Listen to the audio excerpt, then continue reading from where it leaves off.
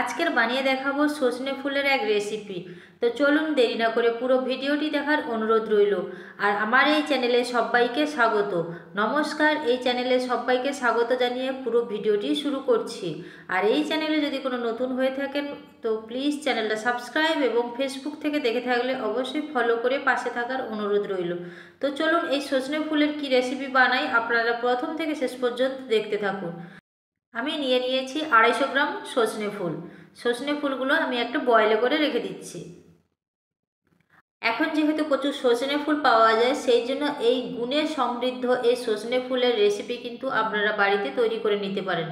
আর সজনে ফুল খাওয়া কিন্তু খুবই উপকারিতা। তো সজনে ফুলগুলো একটা বয়েলে ঢেলে নিয়ে আমি আবার জল দিয়ে ভালোভাবে ধুয়ে নেব। 2-3 বার কিন্তু জল পাল্টে পাল্টে ধুয়ে নিতে হবে। তো সজনে ফুলগুলো কিন্তু আমি ধুয়ে নিয়েছি।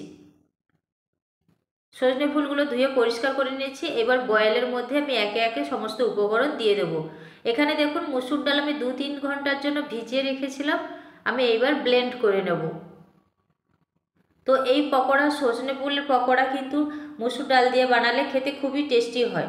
আপনারা চাইলে কিন্তু বেসন দিয়েও তৈরি করে নিতে পারেন। আমি দিয়ে দিচ্ছি এবার পরিমাণ মতো পেঁয়াজ কুচি, দিয়ে দেব কাঁচা লঙ্কা কুচি, দিয়ে দিচ্ছি স্বাদ মতো লবণ এবং দিয়ে দিচ্ছি পরিমাণ মতো হলুদ গুঁড়ো এবং দিয়ে দিচ্ছি লাল লঙ্কার গুঁড়ো। 2 চামচের মতো বেসন ব্যবহার করছি। মসুর ডাল দিয়েছি এবং বেসনও দিয়ে দিয়েছি এবং দিয়ে দিচ্ছি কালো জিরে। কালো জিরে দিলে কিন্তু খুবই টেস্ট লাগে যে কোনো বড়া বা পকোড়া। তো এইবার আমি সমস্ত উপকরণ ভালোভাবে মিশিয়ে নেব। এইভাবে সমস্ত কিছু মাখিয়ে নিয়েছি। সজনে ফুলের বড়ার জন্য কিন্তু বেটার রেডি হয়ে গেছে। এবার একটা কড়াই গরম করে আমি এবার বড়ার শেপ দিয়ে কিন্তু সজনে ফুলের বড়াগুলো তৈরি করে নেব। আর বড়াগুলো কিন্তু এইভাবে ধীরে ধীরে করে দিয়ে দিচ্ছি। এইভাবে আমি বড়াগুলো দিয়ে দেব। হাতের সাহায্যে এইভাবে কিন্তু ধীরে ধীরে করে দিয়ে দিচ্ছি। গ্যাসের ফ্লেম কিন্তু একদম স্লোতে করে রেখেছি। এবার কিন্তু স্লোতে রেখার পর উল্টে পাল্টে ভালো করে লাল লাল করে ভেজে নিতে হবে। 2-3 মিনিট রাখার পর কিন্তু এইভাবে উল্টে পাল্টে ভেজে নিতে হবে।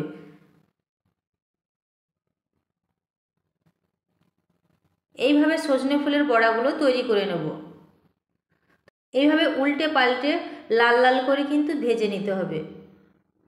এতে করে বড়াগুলো খুবই মুচমুচে হয় এবং খেতে খুবই সুস্বাদু হয়।